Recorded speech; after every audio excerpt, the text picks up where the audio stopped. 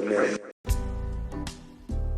Alchemy is defined as the medieval forerunner of chemistry, a seemingly magical process of transformation, creation, or combination. Hip-hop is a science, the chemistry of melding sounds together to make the truest form of art that we have.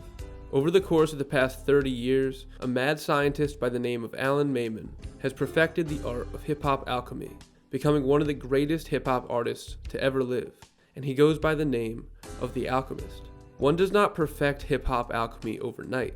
In fact, it takes years, decades even, and Alan dedicated his entire life to becoming a master of the craft. He was not born into hip-hop, but he was called to it at an early age, falling in love with the music and culture as he was growing up alongside it in the 80s. As a white kid from Beverly Hills, he was an outsider, but he knew in his heart that hip-hop culture was where he belonged. He made a rap group in elementary school called the Dope Poet Society, and he started getting involved in writing graffiti and rapping officially once he became a teenager. In 1991, he linked up with his friend Scott, who was the son of famous actor James Caan, and the two formed the rap duo, the Hooligans. Scott went under the name Mad Skills, and Al rapped under the name Mudfoot. Scott introduced Al to a local graffiti artist who would eventually become known as Evidence, and Evidence introduced the duo to a young will.i.am. The four young artists, eager to make a name for themselves in hip-hop culture, started freestyling together and getting involved in the local scene. The Hooligans ended up signing with Be Real of Cypress Hill, and they went on the Soul Assassins tour in 1993, opening up for iconic groups like Cypress Hill, Funk Dubious, and House of Pain. This tour propelled them into the industry as peers of legends they looked up to, and they were still in high school. The Hooligans released the single Put Your Hands Up, and they recorded an entire album, but it was shelved by their label after the single didn't perform well. At this point, Al feared that his brief run in the industry might have been cut short. He got a taste of the life that he knew that he was destined to have. His rhyme partner Scott ended up becoming a famous actor, so he had to adapt, and Al changed his name to The Alchemist and started to master his craft as a producer. While on the Soul Assassins tour, Al became close with DJ Lethal from House of Pain, and he took Al under his wing to show him the ropes of producing. Lethal convinced him to buy the ASR-10, and as one of the few who mastered that machine early on, he was kept around by Cypress Hill members Be Real and DJ Muggs to produce for the group's third album, Cypress Hill 3. He did a lot of production on this album, but even though he wasn't credited, that was his first true success as a producer. DJ Muggs would teach Al a lot in the next few years, setting him up to be one of the best producers in hip-hop. When college rolled around, he went across the country to NYU, and he got more involved with the late 90s New York hip-hop scene. While he was honing his craft on the East Coast, his old pal Evidence was making waves on the West as a part of the group Dilated Peoples. The Alchemist would produce a number of tracks on every Dilated album, including some of their most iconic songs. By the year 2000, Al had made a name for himself as the hip-hop master of alchemy, and left his persona Mudfoot just as muddy footprints behind him. One of the hottest songs of 2001, Jadakiss's We Gon' Make It, was the Alchemist's first song to reach the top 5 on the Billboard rap charts, but it brought on the biggest controversy of his career. Before he gave the beat to Jadakiss, it was supposed to belong to the West Coast MC, Razkaz. Raz felt slighted that Al went behind his back and gave the beat away, so he decided to release his own version on mixtapes, and even released a diss track against Alchemist called Kiss You. They've since squashed the beef, and both admitted that it was a misunderstanding. While his beats were making the hip-hop headlines, he was still hard at work perfecting the art of his alchemy, and he was building career-defining relationships through the music. He was introduced to the legendary New York duo Mobb Deep in the mid-90s, and they immediately took a liking to his production. The group's MC Prodigy became one of the Alchemist's most frequent collaborators throughout their careers. They would bring out the best in each other in the most raw way possible. He produced Prodigy's song Keep It Thorough in 2000, which is one of the most iconic and most New York beats ever made, and it's the Alchemist's favorite beat that he ever produced. Prodigy even executive produced the Alchemist's first solo album called First Infantry, along with Al's brother Neil. First Infantry was the Alchemist's entry as a major player in hip-hop, from features from acts like The Lox, Nas, The Game, and more. It even had Al tearing up the mic as well. This is some of the best hip-hop of 2004, and a defining piece of this era of his career. After going through his name change and mastering production behind the scenes, this album solidified him as someone who was more than just a producer, but a major artist to be taken seriously. Nowadays, the Alchemist is synonymous with the specific sound of hip-hop. He's one of the most popular artists in the extended drumless underground scene that has been dominating the game for the past decade or so. But his alchemical skills are wide-ranging, with one of the most impressive resumes in hip-hop history. People who don't even know who Prodigy or Boldy James are would recognize Alchemist as the longtime DJ for Eminem, and he would produce hit singles in the 2000s for huge artists like Lil Wayne. Each era of the Alchemist production comes from a different page in the alchemy textbook. In 2007, he teamed back up with Prodigy for the first time officially as a duo, producing all of his album Return of the Mac. This album set the precedent for the rest of the Alchemist's career. As his first fully collaborative project, this is an alchemical concoction that he would return to many times. His discography is a mix of albums that he produced all with one MC, instrumental joints, or projects that feature a slew of the best artists alive. That same year, he started the Rapper's Best Friend series, which is one of the most fire instrumental series in rap history, spanning 6 volumes and over 80 amazing instrumentals.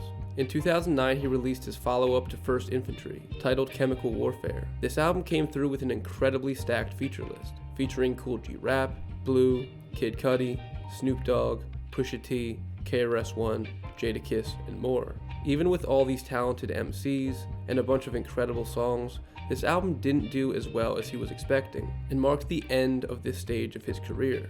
Allen has said that on this album he got too caught up with trends, and trying to make the album bigger than it needed to be. So after the album released, he needed a fresh start and decided to go back home to California. Entering his 3rd decade in the music industry, Allen knew that he needed to forge a new evolution of alchemy.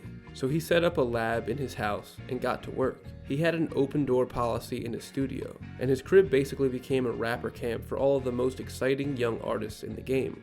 People like Action Bronson, Mac Miller, Currency, members of Odd Future, and many more would frequent the Alchemist Lab and work on their craft. These young artists had a lot to learn from Al, whose decades in the industry in great ear helped to guide them in their young careers. But Al also learned a lot from these young artists, who helped him redefine his career and understand himself and the changing ways of hip-hop for this new decade. In the 2010s, the Alchemist rattled off one of the greatest decades that a hip-hop producer has ever had. The run started off with Gang Green, his collaborative group with Madlib's brother, Oh No.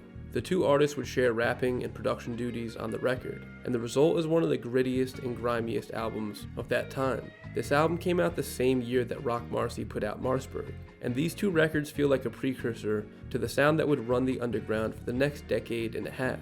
Gang Green released 4 projects together as a duo, and it always serves as Al's chance to get deep and dark with his sound, and putting a spell on the listener each time, permanently transplanting the stank face right onto their mug. Throughout his career, the Alchemist has forged special partnerships with certain artists, and each of these partnerships brings something new to the equation, creating a new chemical compound that brings something fresh out of the Alchemist. In 2011, he teamed up with Currency to form what would become one of the most dynamic partnerships of his career. Their album Covert Coup is one of the best collaborative projects of last decade. The production is a showcase of skills that Al had been honing for 20 years, mixing this hard-hitting boom bap that he mastered out east with a more psychedelic West Coast experimentation that would define the era that he was entering now. At this time, Currency was known for being more of a mainstream artist, being signed to Cash Money, and sharing the stoner throne of his generation with Wiz Khalifa, but he meets Al exactly where he needs to, showing the people that they don't call him Spitta for no reason. This album was also very important for the business side of the Alchemist's career. Both of these artists have had brushes with major labels over the years, and were now over that method of maneuvering. Currency is an independent icon, and when he told Al that they should release the album for free, he was baffled. But he was also intrigued. The duo gave their albums to their fans for free, and then made their money back with the merch for the album. And this set the tone for what Al saw as the business model for the rest of his career. He started up his own independent label called ALC Records, a label where he was able to release whatever he wants, whenever he wants, and not answer to anyone. He feeds his fans more than any other artist, releasing multiple albums a year, and working only with the illest artists alive. The following year, he teamed up with Domo Genesis for another classic called No Idols. This was when he started working with the next generation of artists who reinvigorated his career. Domo, his Odd Future groupmates, and their peers grew up listening to The Alchemist and were eager to work with him. This is how he got the nickname Uncle Al, as the elder statesman, a grown-up guiding the youngins on the scene while learning a lot from them along the way. Along with the second Gangrene album and No Idols, he also produced Rare Chandeliers for Action Bronson. The Alchemist and Action Bronson are the perfect duo, the chef and the scientist. Their work together brings the classic coolness of an exploitation crime film and the crazy off-the-wall antics of their traveling reality food show called Fuck That's Delicious. Al even went on to produce Bronson's album Lamb Over Rice, keeping the food metaphors going strong. To round out that year, The Alchemist released his third solo album, Russian Roulette. This album has the confidence in itself that was missing from Chemical Warfare. At this point, Al knew exactly who he was and what music he should be making. It feels like a game of Russian roulette, that he has nothing to lose. A man unafraid to fail because he's exactly where he's supposed to be. It also has a stacked feature list, of course, with Bronson, Mayhem Loren, Schoolboy Q, Evidence, Rock Marcy, Fashion, Boldy James, and more, most of whom he'd go on to make entire albums with later on. Alchemy is a cross between science and magic, and that's exactly how his music sounds. There's no formula to an Alchemist beat, because he's mastered so many sounds that you can't pin his style down. His beats are perfect for surgical MCs to work their magic on, creating their own sort of alchemy.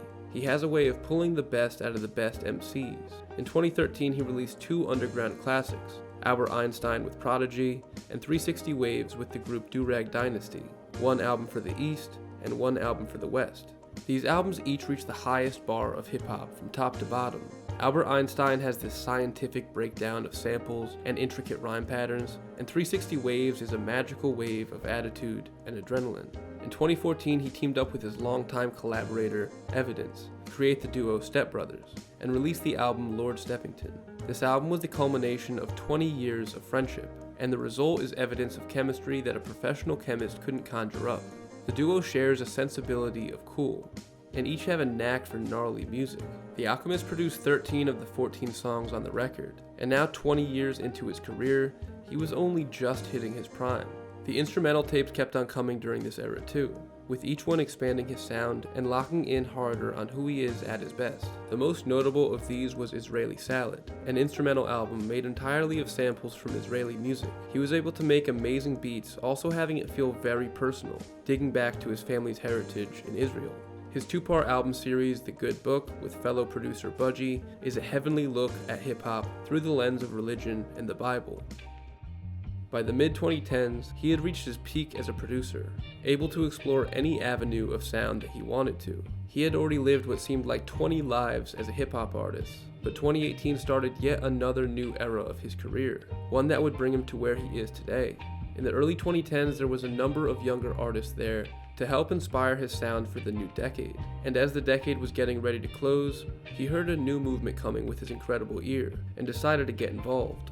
Al would closely align himself with both the Griselda movement and the slums movement out of New York, giving these younger artists a taste of his seasoned expertise and keeping the Alchemist on his toes, and tapped into his freshest sound as he approached his 4th decade making music.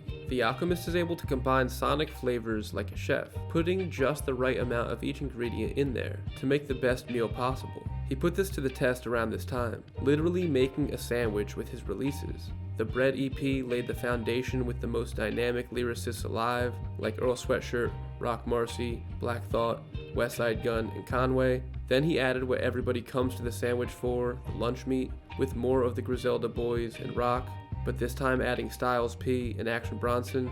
And then the cheese is what really adds the flavor, so we also had the Craft Singles series, with singles from a variety of artists like Blue, Schoolboy Q, Mac Miller, Quavo, Currency, Boldy James, and more.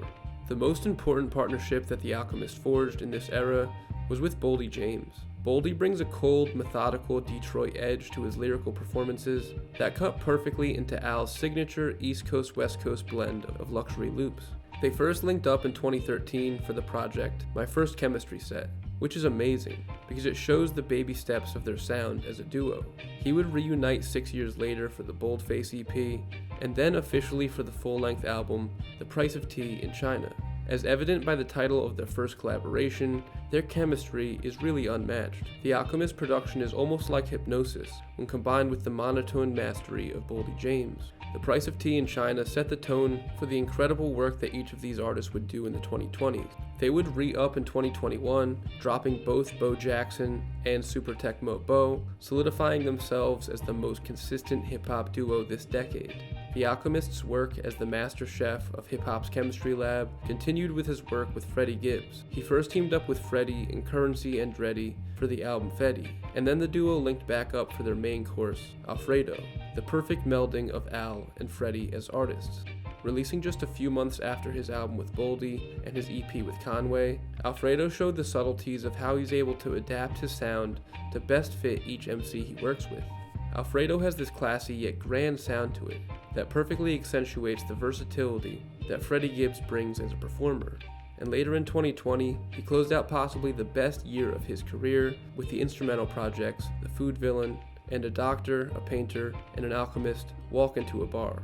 I love these joints because they feel like a master making new pieces of art, rather than a producer just grouping together a bunch of beats and giving them out to the public.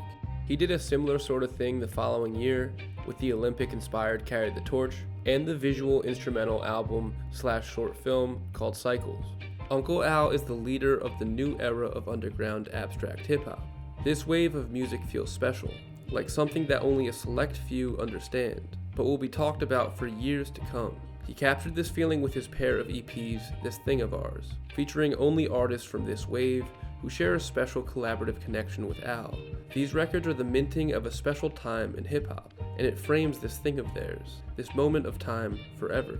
He would do a similar thing in the Flying High EPs too, really riding the wave of wins that him and his collaborators have been on all decade. The Alchemist has spent the last few years teaming up with some of the most respected rappers in the world: Rock Marciano, Armand Hammer, Earl Sweatshirt, Larry June, Mike, and Wiki.